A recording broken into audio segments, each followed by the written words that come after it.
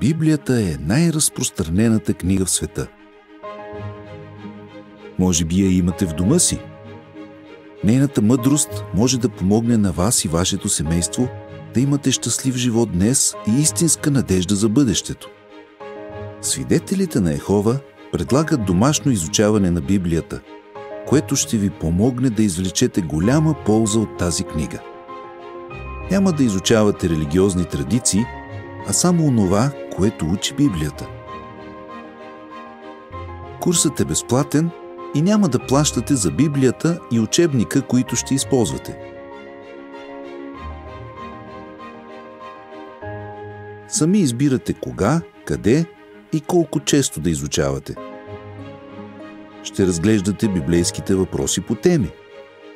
Урокът може да трае само 10 минути, 1 час или повече. Изучаването на Библията не ви задължава да станете свидетели на Йехова. Няма изпити и оценки. И можете да учите със собствено темпо.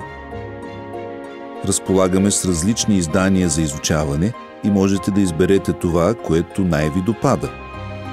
Ще имате възможност да четете и анализирате материала, преди да го обсъждате със свидетелите на Йехова. Изучаването може да се провежда в дома ви, по телефона